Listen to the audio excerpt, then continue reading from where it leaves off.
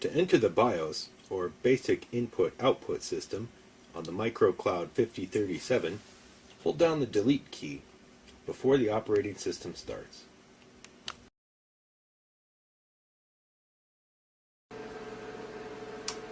Now that we've entered the BIOS, we're going to move over to the IPMI configuration. First we select it, then press Enter.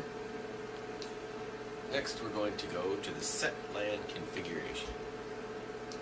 Under this we have a few different choices here. The first one is the IP address.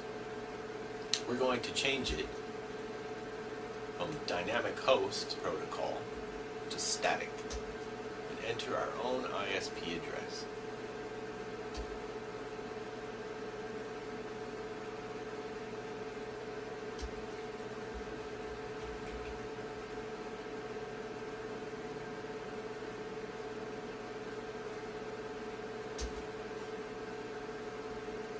ISP address protocol is 192.168.0, and in this case we're going to use 13.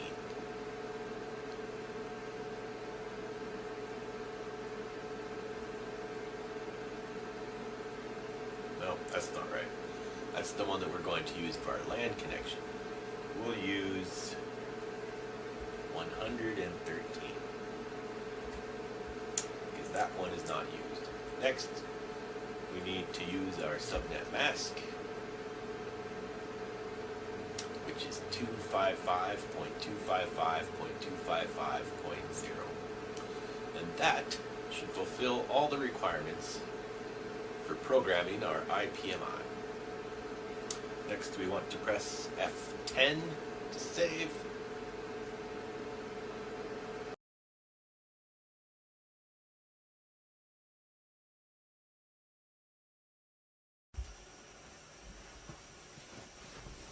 This is a Cisco Catalyst 2948G GETX. It's a 48-port switch that transfers information at 1 gigabyte per second. When you're buying accessories for a server computer like this one, you always want to go with the best possible equipment. Most switches only run at 10 megabytes per second to 100 megabytes per second. But in this case, when we're transferring large amounts of information, we want to have the best possible, which is 1 gigabyte per second. You would not believe how many people will spend $10,000 on a computer and then try to save 20 bucks by buying on eBay.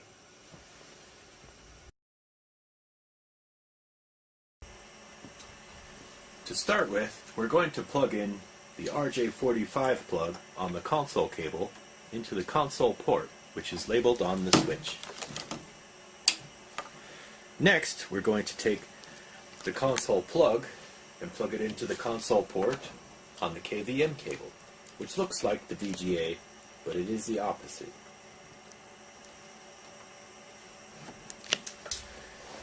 Since the Supermicro microcloud comes with an onboard IPMI, next we're going to plug the IPMI plug-in into port 3. We'll get into that later. It also comes standard with two 1 gigabyte Ethernet ports. So we're going to use NIC teaming, also known as load balancing, to use both of these ports to support the transfer of information, which we will also get into later.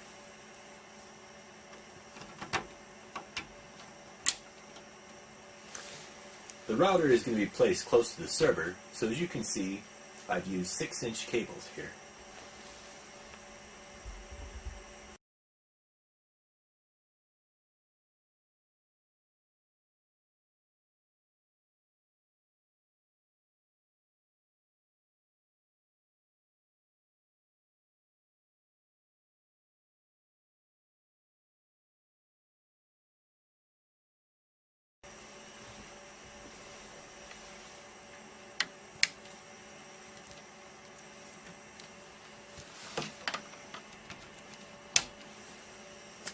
As you can see, I've labeled each of the cables.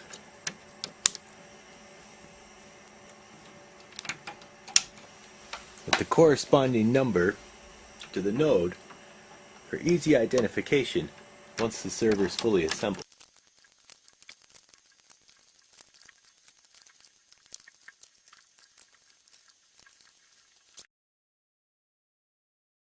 This is my workstation. It's from Supermicro also. It has two Opteron 2.5 GHz 6000 series processors.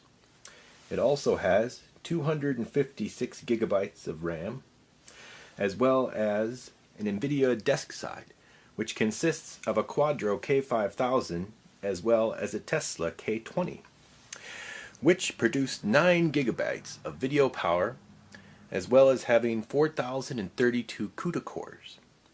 It takes about 3 trillion polygons before it slows down. As I stated before, these computers have IPMI, which stands for Intelligent Platform Management Interface. It connects through an RJ45 cable, or also known as a Cat5. This technology is proprietary to Supermicro, so don't be worried if your computer doesn't have it. These RJ45 connectors are the same as the LAN connectors, which stands for Local Area Network. Once you have the computers set in the place they're going to go, then you can connect the other two connectors to the Cisco switch. Luckily, this Cisco switch is intelligent, so it makes network connections automatically. So we're not going to go in to how to program it through the console cable. As I stated before, both of these computers have dual NICs. They can be linked together using NIC teaming, load balancing, or link aggregation. We'll get into that more once we start in the software. Here I'm timing to see how long the intelligent server takes to network. Since these computers are going to be in a server closet, they won't have immediate access, and you'll have to wait at least 2 minutes before being able to use them.